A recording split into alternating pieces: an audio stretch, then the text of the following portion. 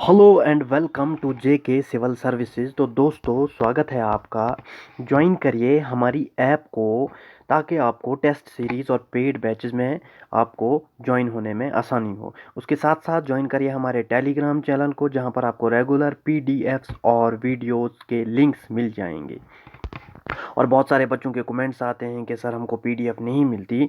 तो डिस्क्रिप्शन में जब आप जाएंगे, डिस्क्रिप्शन बॉक्स में, वहाँ पे आपको लिंक्स हर एक चीज़ का मिल जाएगा। और दोस्तों, सोशल मीडिया से दूर रहो ताकि आपका टाइम बच सके। बार बार मैं यही बोलता हूँ। तो आज हम लोग पढ़ेंगे वाइटामिन्स के बारे में। बहुत सारे लोग जो हैं इसे विटामिन्स भी बोलते हैं। चलो आप कुछ भी बोलो, लेकिन मोर अप्रोप्रिएट प्रोनाउंसिएशन जो है वो वाइटामिन है, वाइटामिन नॉट विटामिन। तो आज जो है हमारा ये फुल टॉपिक कंप्लीट होगा। अगर लेक्चर थोड़ा बड़ा भी हो जाए तो भी कोई बात नहीं, आप लोग पूरा देखेंगे और बताएंगे आपको लेक्चर कैसा लगा। वाइटामिन्स देखेंगे हम लोग, उसके बाद वाइटामिन्स की डेफिशिएंसी से क्या होता है, कौन सी डिजीज़ होती हैं, और छोटी मोटी मैं आपको ट्रिक्स बताऊंगा। और अगर अगर अगर वीडियो थोड़ा बड़ा हो गया तो इसके बाद मैं इसको आधा करके 15 मिनट का या 20 मिनट का एक और लेक्चर लाऊंगा, और इन्हीं 2 लेक्चर में आपका वाइटामिन वाला पोर्शन कंप्लीट हो जाएगा। और मैंने जो है ये वाला टॉपिक इसलिए लिया क्योंकि बहुत सारे बच्चों की क्वायरीज आ रही थी, सर सिलेबस बहुत स्लो चल रहा है, मसा हम लोगों ने न्यूट्रिशन ख़त्म किया। तो वो जो आपका उस लाइन में बच जाता है रेस्पिरेशन और वो ट्रांसपोर्टेशन वाला पार्ट, उसे मैं 2 दिन में कंप्लीट कर लूँगा। एक दिन में रेस्पिरेशन और एक दिन में ट्रांसपोर्टेशन। तो इसलिए पहले हम लोग डिजीज़ के बारे में पढ़ेंगे जो टाइम कंज्यूमिंग टॉपिक्स हैं, और लास्ट पे उन 2 टॉपिक्स को कंप्लीट किया जाएगा। और आपका सिलेबस जो है विद इन 15 टू 20 डेज़ में कंप्लीट कर लूँगा। ठीक है, तो हम लोग स्टार्ट करते हैं। वाइटामिन्स। वाइटामिन्स होता क्या है? देखिए, सबसे पहले जो वाइटामिन है, इनको आप डिस्कवर कहिए या इन्वेंट कहिए। यहाँ पर यहाँ पर आप डिस्कवर कहिए या इन्वेंट कहिए। अगर क्वेश्चन में जो भी लिखा हो, आपने लिखना है किसने डिस्कवर या इन्वेंट किया था। जी.एफ. हॉपकिंस ने। ये देख लीजिए, जी.एफ. हॉपकिंस ने इसे डिस्कवर किया था। और अगर क्वेश्चन चढ़े टर्म किसने दी थी विटामिन की, तो आप वो एक पोलैंड का केमिस्ट था, उसने दी थी। ये देख लीजिए, यहाँ पर है। तो ये टर्म दी थी कैज़िमर फंक ने, CASIMER, कैज़िमर फंक ने। ये पोलैंड का केमिस्ट था, इसी ने विटामिन की टर्म जो है कॉइन की थी। कॉइन मीन्स इसी ने ये दी थी टर्म। और अगर क्वेश्चन आ जाए क्या, के विटामिन जो है, विटामिन को इन्वेंट, कुछ बुक्स में इन्वेंट लिखा है, शायद ल्यूसेंट में इन्वेंट लिखा है, और पाथफाइंडर में डिस्कवर लिखा है। तो किसने की थी, तो आप लिखेंगे जी.एफ. हॉपकिंस। अब विटामिन्स जो हैं, विटामिन्स को हम लोग रिप्रेजेंट करते हैं हमेशा हमेशा हमेशा हम लोग रिप्रेजेंट करते हैं कैपिटल लेटर्स से। ये देखिए, ABCDE। आप याद रखेंगे विटामिन सिंपली हैं ABCDE, तो इतना तो आपको याद रह ही जाएगा। और प्लस एक और विटामिन के, इसको भी आप याद रखेंगे। विटामिन के, ABCDE और के। अब यहाँ पर हम लोग फोकस करते हैं विटामिन्स होता क्या है। विटामिन्स ऐसे सब्सटेंसेस होते हैं, ऐसे सब्सटेंसेस या ऑर्गेनिक कंपाउंड्स आप कहिए, होते हैं जिनकी हमारी बॉडी को ज़रूरत पड़ती है, लेकिन बहुत ही कम अमाउंट्स में। जैसे हम कार्बोहाइड्रेट की बात करें, उसको वो हमारी बॉडी को बहुत ज़्यादा ज़रूरत पड़ती है, लेकिन विटामिन्स बहुत ही कम। वही मैंने यहाँ पर लिखा है, ट्रेस अमाउंट्स में, बहुत ही स्मॉलर क्वांटिटीज़ में हमारी बॉडी को विटामिन की ज़रूरत पड़ती है। अब यहाँ पर एक और इम्पॉर्टेंट बात बता देता हूँ। हमारी जो बॉडी होती है ना, ये विटामिन्स की सिंथेसिस नहीं कर पाती दोस्तों, नहीं कर पाती। इसलिए जो हम लोग खाना खाते हैं उसी से हमें विटामिन लेनी पड़ती है। तभी तो डॉक्टर बोलता है कि आप वेजिटेबल्स खा लो, आप ये चीज़ खा लो, वो चीज़ खा लो, ताकि विटामिन्स की डेफिशिएंसी ना हो। हाँ, थोड़ी बहुत एक्सेप्शन है, कुछ विटामिन्स है जैसे कि के डी विटामिन है और के विटामिन है। इनकी सिंथेसिस हमारी बॉडी करती है, वो हम लोग नीचे पढ़ेंगे, लेकिन फ़िलहाल ये मैंने ऊपर से आपको थोड़ा बोल दिया इंट्रोडक्शन के लिए। तो एक बार फिर से चलिए, विटामिन्स क्या हुआ? विटामिन्स होते हैं ऑर्गेनिक कंपाउंड्स या सबस्टेंसेस जिनकी ज़रूरत हमारी बॉडी को कम क्वांटिटी में पड़ती है। अब यहाँ पर मैंने लिखा है एनर्जी को कट मारा है, मतलब इनका काम एनर्जी देना नहीं होता। जिस तरह से कार्बोहाइड्रेट एनर्जी प्रोवाइड करते हैं या प्रोटीन्स का अलग फंक्शन होता है, इनका काम एनर्जी जो है, विटामिन का काम एनर्जी देना नहीं है, बल्कि ये मेटाबॉलिक एक्टिविटीज़ परफॉर्म करते हैं, उनको हेल्प करते हैं मेटाबॉलिक एक्टिविटीज़ को परफॉर्म करने में। और मेटाबॉलिज्म मैं 4 बार बोल चुका हूँ। चलिए फिर से, कुछ बच्चे होंगे जिनको पता ना हो। मेटाबॉलिज्म जो होता है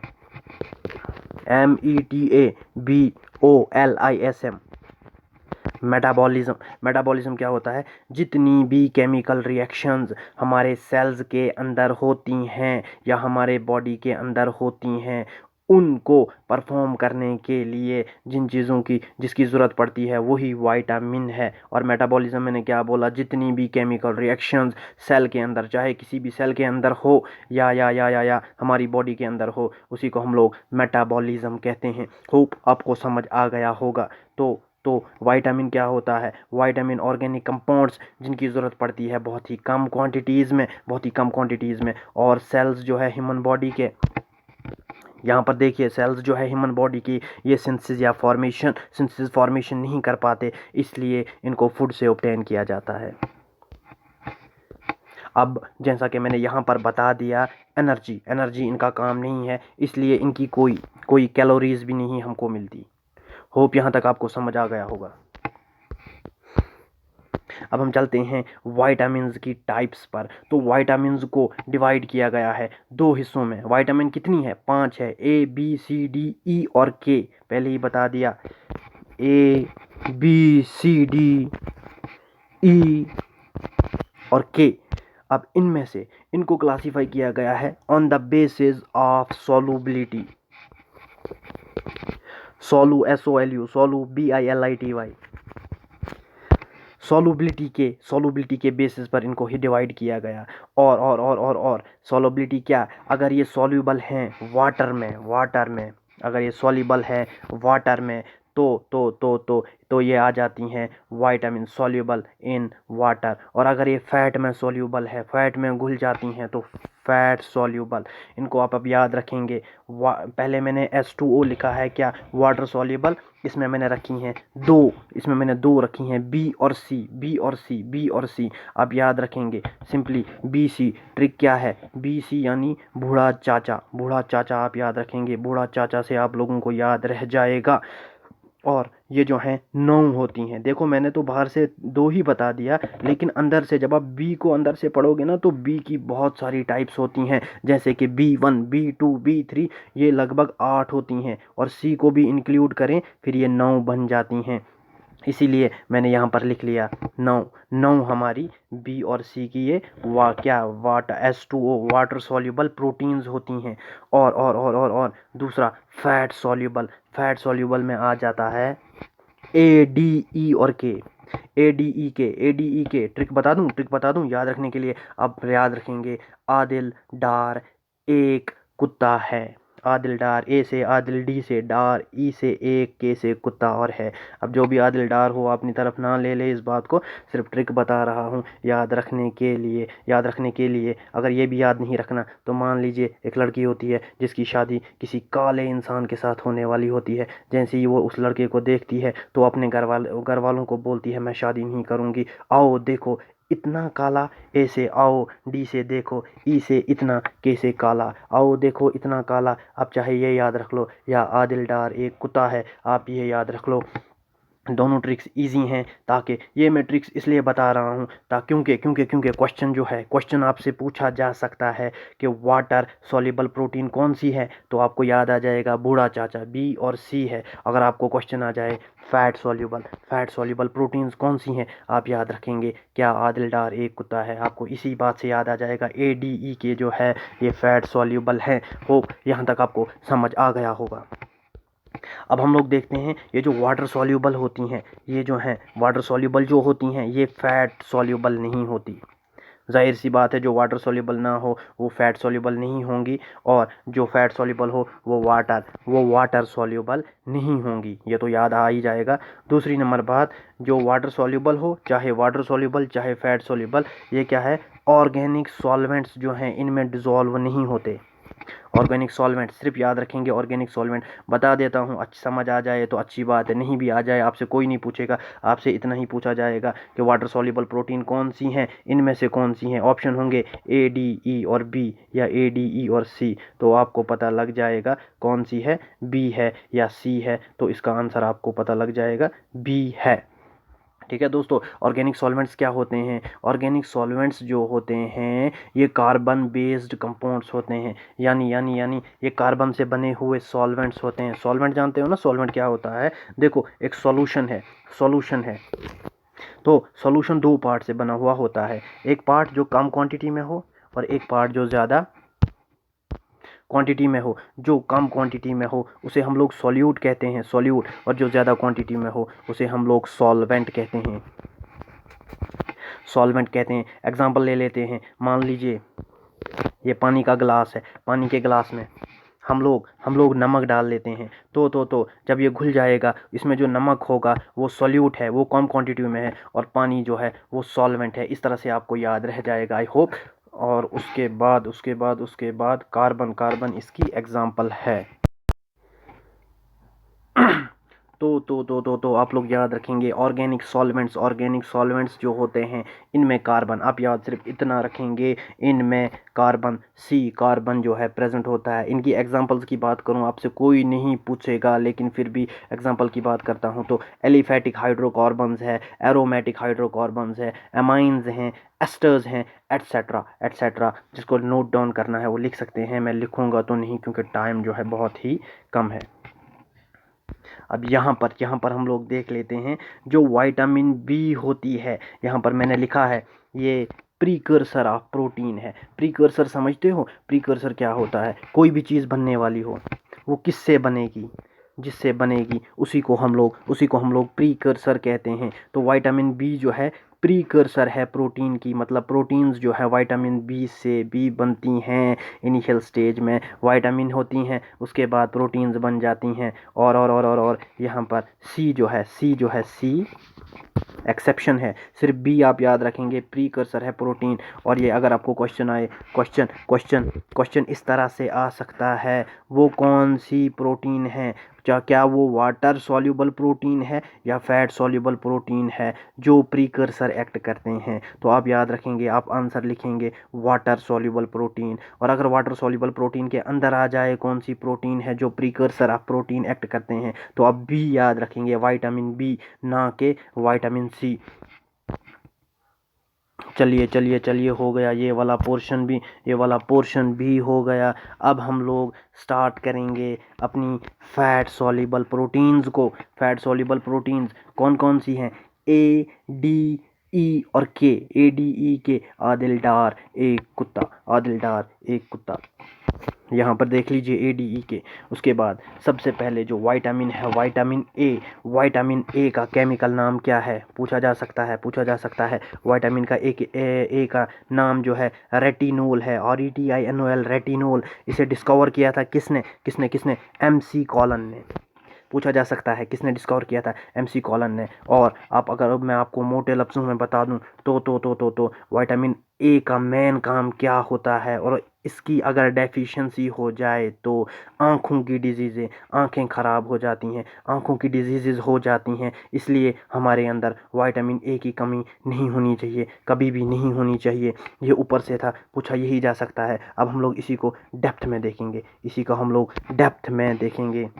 देखिए, विटामिन ए जो है ये फंक्शन करता है हार्मोन की तरह भी, और विजुअल पिगमेंट की तरह भी। विजुअल पिगमेंट मतलब अगर आपके अंदर विटामिन ए अच्छी खासी प्रेजेंट है तो आपकी आंखें हेल्थी होंगी, आपका अच्छा विजन होगा, आप अच्छे से देख सकते होंगे, उसी को विजन कहते हैं। इसीलिए मैंने यहाँ पर लिखा है ये विजुअल पिगमेंट की तरह एक्ट करता है, एसेंशियल होता है।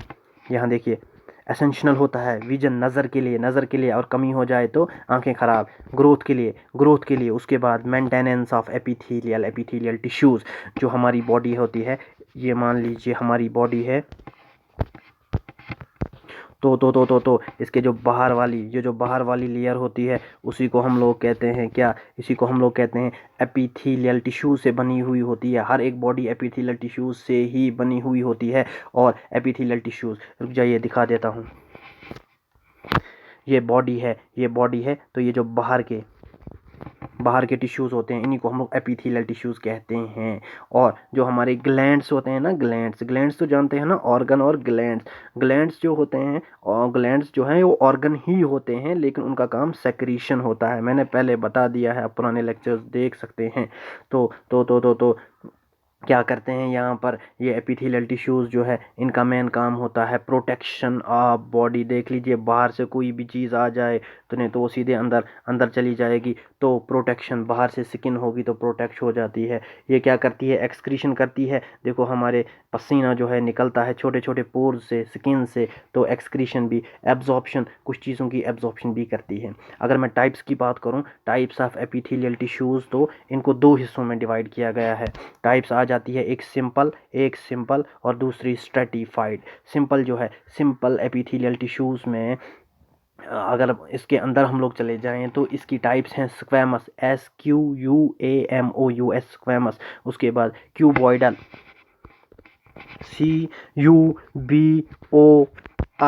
CUBOIDAL, cuboidal. इसी तरह से कोलमनार, COLUMNAR, कोलमनार। तो इन ये जो नाम दिए गए हैं, इनको on the basis of their shape, अगर शेप स्क्वैमस टाइप की होगी तो उसी एपिथेलियल टिश्यू को हम लोग कहेंगे सिंपल स्क्वैमस सेल्स। और जो मैंने दूसरी टाइप बताई थी स्ट्रेटिफाइड, एपिथेलियल टिश्यूज़ कितने टाइप के हैं, दो टाइप के, सिंपल और स्ट्रेटिफाइड। सिंपल में भी squamous simple, cuboidal simple, columnar simple. इसी तरह से स्ट्रेटिफाइड में भी स्क्वैमस स्ट्रेटिफाइड आ जाएगा, क्यूबॉइडल स्ट्रेटिफाइड आ जाएगा, PSEUDO pseudo stratified, STARITIFID stratified, columnar आ जाएगा। ये जो है आपको एग्ज़ाम में तो नहीं पूछा जाएगा, लेकिन ये डिटेल देना बहुत ज़्यादा ज़रूरी था, क्योंकि बच्चे फिर बोलते हैं आप लोग डेप्थ में नहीं पढ़ाते। अब यहाँ पर इनकी स्टोरेज कहाँ पर होती है, वेयर विटामिन ए स्टोर्स। तो ये स्टोरेज जो है, ये लिवर में इनकी स्टोरेज हो जाती है, लिवर में। देखिए बेटा, आपको इतना जो है किसी भी एक बुक में नहीं मिलेगा। बहुत सारे बुक को कंबाइन करके, बहुत सारी बुक्स के सिलेबस को देखकर, अंदर से टॉपिक्स को लेकर फिर ये कंबाइन किया गया है, और आपको कहीं और से पढ़ने की ज़रूरत नहीं है मेरे हिसाब से। और जिनने पढ़ना भी होगा फिर वो आपको अपनी मर्ज़ी है। अब हम लोग बात करें रेटिनॉल की, कोई नहीं पूछेगा, बहुत ही हायर लेवल है, लेकिन यहाँ पर देखिए, रेटिनॉल जो है प्राइमरी अल्कोहल होता है, जिसमें बीटा आयोडीन रिंग होता है। बीटा आयोडीन रिंग केमिस्ट्री के रिलेटेड है। अगर आप इंटरनेट पे सर्च मारोगे, इसका केमिकल फार्मूला ही पहले आपको याद नहीं रहेगा। आप सिर्फ इतना याद रखेंगे, रेटिनॉल जो है उसके अंदर क्या होता है, बीटा आयोडीन रिंग होता है। और एनिमल टिश्यूज़ के केस में रेटिनाइल एस्टर, ये किस फॉर्म में पाया जाता है, in the form of retinyl ester. ज़्यादा घुसने की ज़रूरत नहीं है, आप सिर्फ इतना याद रखेंगे कि रेटिनॉल जो है, ये इसके अंदर बीटा आयोडीन रिंग होता है। दूसरी नंबर बात, एनिमल टिश्यूज़ में रेटिनाइल एस्टर जो है पाया जाता है। ठीक है दोस्तों। अब विटामिन ए का प्रीकर्सर क्या है, प्रीकर्सर जिससे ये बनता है, तो बीटा कैरोटीन। बेटा ये चीज़ें मेरे को लगता तो नहीं है आपसे पूछी जाएंगी, लेकिन मे बी अगर पूछा भी जाए तो इतना ही पूछा जाएगा, ये बहुत ज़्यादा डेप्थ है। तो बीटा कैरोटीन प्रिकर्सर है विटामिन ए का। और बीटा कैरोटीन जो है, ये ज़्यादातर प्लांट्स में ही प्रेजेंट होता है। देखो हम लोग प्लांट फूड खाते हैं ना, वेजिटेबल, तो उसमें बीटा कैरोटीन होता है। फिर ये बीटा कैरोटीन हमारे अंदर चला जाए, उसके बाद इसकी कन्वर्शन ये एक्ट करता है as a precursor, starting material vitamin A बनाने के लिए। और एक चीज़, रेटिनिक एसिड को भी ड्राइव किया जाता है रेटिनॉल से ही। रेटिनॉल यानी विटामिन ए से रेटिनिक एसिड को ड्राइव किया जाता है। और इस रेटिनिक एसिड का फंक्शन क्या होता है, अगर पूछा भी जाए तो रेटिनिक एसिड का फंक्शन होता है जीन एक्सप्रेशन क्या होता है, जीन एक्सप्रेशन एक ऐसा प्रोसेस जिससे हम लोग डीएनए जो है, डीएनए का ऐसे कोई काम नहीं होता, लेकिन इसकी कन्वर्शन करना, इसको कन्वर्ट करना किस में, किसी ऐसे फॉर्म में जहाँ पर इससे काम लिया जाए, लाइक प्रोटीन। तो इसी को हम लोग जीन एक्सप्रेशन कहते हैं। ये सिर्फ ऊपर से मैं बोल रहा हूँ ताकि आपको इतना समझ आ जाए जीन एक्सप्रेशन होता क्या है। एक ऐसा प्रोसेस, इसके अंदर फिर बहुत सारे प्रोसेस आ जाते हैं, लेकिन जीन एक्सप्रेशन जो है एक ऐसा प्रोसेस होता है जिसमें डीएनए जो है कन्वर्ट हो जाता है प्रोटीन में, ताकि ये फंक्शनल फॉर्म में आ जाए और अपना फंक्शन परफॉर्म कर सके। अब बात करेंगे हम लोग डिजीज़ के बारे में जो डेफिशिएंसी से हो जाती है। तो ये जो डिजीज़ हैं, इसमें जो डिजीज़ इन्वॉल्व हो जाती हैं, कौन कौन सी डिजीज़, ये आप याद रखेंगे। यही आपसे पूछा जा सकता है। अगर विटामिन ए की कमी हो जाए तो कौन सी डिजीज़ होते हैं। यही 60% 70% चांसेस यही होते हैं कि विटामिन जो है उससे कौन सी डिजीज़ होती हैं। तो बस यही पूछा जाता है। डिजीज़ एक तो आ जाती है नाइट ब्लाइंडनेस हो जाए, मतलब रात को दिखता नहीं, इससे आपको रात को गाड़ी नहीं चला सकते, ड्राइव नहीं कर सकते। दूसरी डिजीज़ ज़ेरोप्थेल्मिया, XEROP, THALMIA, ज़ेरोप्थेल्मिया ऐसी डिजीज़ जिसमें आंखें जो है ना, आंखें बिल्कुल खुश्क हो जाती हैं, आपको नींद नहीं आती, खुश्क हो जाती है आंखें। और आप तो जानते ही हो कि आंखें खुश्क होना जो है अच्छी बात नहीं होती, आंखें ख़राब हो जाती हैं। ज़ेरोप्थेल्मिया, ड्राई आइज़, ठीक है। तीसरी डिजीज़ टेरर इन्फेक्शन होता है। ये माइंड पर इफेक्ट पड़ता है, मतलब आपको कुछ चीज़ों से, जैसे आपको भूत से डर लगता है, इसी तरह से आपको डर लगेगा रात को बाहर जाने से। इसी को हम लोग टेरर इन्फेक्शन कहते हैं। और अगर सोर्सेज की बात करें, यहाँ पर जो मैंने सोर्सेज लिखा है, तो सोर्सेज क्या आ जाएंगे। सोर्सेज मतलब वो चीज़ें जिससे ये डेफिशिएंसी को ठीक किया जा सके। तो आप किससे ठीक हो जाएगा, आप दूध पिएंगे, एग खाएंगे, पनीर खाइए, वेजिटेबल्स खाइए, मोस्टली आप वेजिटेबल्स खाइए, तो आपकी ये डिज़ीज़ जो है ठीक हो जाएगी। होप यहाँ तक आपको समझ आ गया होगा। दूसरी डिज़ीज़ विटामिन डी, कितनी मैंने बोली हैं, फैट सॉल्युबल डिजीज़ कितनी है, 4। ADE के आदिलदार एक कुत्ता है, या आओ देखो इतना काला। तो डी जब हम लोग देखते हैं ना, आम बुक्स में आपको सिर्फ इतना मिलेगा, इसका नाम है चोली कैल्सीफेरोल। लेकिन जब आप बड़ी हैवी बुक्स में देखोगे तो इसके दो नाम हैं, चोली कैल्सीफेरोल और एर्गो कैल्सीफेरोल। जो एर्गो कैल्सीफेरोल है, इसका नाम है D2 भी हम लोग इसको कहते हैं। देखो विटामिन डी है, इसको दो हिस्सों में डिवाइड किया, एक D2, दूसरा D3 को हम लोग एर्गो कैल्सीफेरोल कहते हैं, और D3 को चोली कैल्सीफेरोल कहते हैं। अगर बात की जाए D2 की, तो D2 जो है इसे हम लोग सन से ऑब्टेन करते हैं इन the form of ultra violent radiation. देखो हम लोग धूप में बैठते हैं, फिर हम लोग कहते हैं क्या कि धूप से विटामिन डी मिलती है। तो वो कौन सी विटामिन हमें मिलती है, डी की एक टाइप होती है एर्गो कैल्सीफेरोल, वो वाली हमको अल्ट्रा वायलेंट रेडिएशन से मिल जाती है। और इसका फंक्शन क्या होता है, रेगुलेशन ऑफ कैल्शियम, हमारी बॉडी के अंदर कैल्शियम मेंटेन करना। और दूसरी वाली जो है चोली कैल्सीफेरोल जो है, कभी कभार ये एक्ट करती है एज ए हार्मोन प्रिकर्सर। मान लीजिए पहले चोली कैल्सीफेरोल होगा, उसके बाद यही जो है हार्मोन बनेगा, इसी को हम लोग प्रिकर्सर कहते हैं। तो ये सर्व करता है एज हार्मोन प्रिकर्सर। और विटामिन डी जो है, इसकी सिंथेसिस कहाँ पर होती है, डर्मिस और एपिडर्मिस। ये आ गई हमारी, मान लीजिए, देखिए ये हमारी बॉडी की जो बाहर की स्किन है, तो इसकी बाहर वाली कवरिंग जो है, इसको हम लोग कहते हैं क्या, एपिडर्मिस। और नीचे वाली कवरिंग को हम लोग कहते हैं डर्मिस। याद रखेंगे आप लोग, बाहर वाली कवरिंग को एपिडर्मिस और नीचे वाली को हम लोग कहते हैं डर्मिस। तो याद रहा ना आप सब लोगों को। और D3 का दूसरा नाम है कैल्सियोल, CALCIOL, कैल्सियोल। D3 का दूसरा नाम कैल्सियोल। एक बार फिर से विटामिन डी की दो टाइप्स है, एर्गो कैल्सीफेरोल और cholecalciferol. Ergocalciferol UV radiation से हमें मिलती है और इसका काम regulation of calcium, whereas cholecalciferol की बात करें as a hormone precursor. Hormone precursor क्या होता है? हार्मोन बनने के लिए जो काम करे उसे हम लोग प्रीकर्सर कहते हैं। तो ये सर्व करेगा हार्मोन प्रीकर्सर। और चोली कैल्सीफेरोल जो है ये बनेगा डर्मिस और एपिडर्मिस, स्किन की 2 लेयर्स में बनेगा डर्मिस और एपिडर्मिस। D3 का दूसरा नाम कैल्सीफेरोल भी है, कैल्सीफेरोल भी है। अब ये जो D3 होता है, D3 जो होता है ये नॉन बायोलॉजिकली एक्टिव होता है। मतलब ये बायोलॉजिकली एक्टिव नहीं होता और ये कन्वर्ट करता है, कन्वर्ट इसे करता है। याद रखिए यहाँ पर एक बार फिर से, शायद आपको समझ नहीं आया, फिर से चलिए यहाँ पर। कैल्सीफेरोल है, कैल्सीफेरोल जो है ये नॉन बायोलॉजिकली एक्टिव है, मतलब इसका अभी कोई काम नहीं हो रहा है। तो इसे काम में लेने के लिए कन्वर्ट करेगा, एक एंजाइम इसे कन्वर्ट करेगा किसमें? हार्मोन में। अभी मैंने बोला ना कि D3 जो है एक्ट करता है हार्मोन की तरह। तो पहले ये नॉन बायोलॉजिकली एक्टिव है, एक एंजाइम जो है इसे कन्वर्ट करेगा हार्मोन में, तब इसका फंक्शन आगे चलेगा। और हार्मोन वो कौन सा हार्मोन होगा?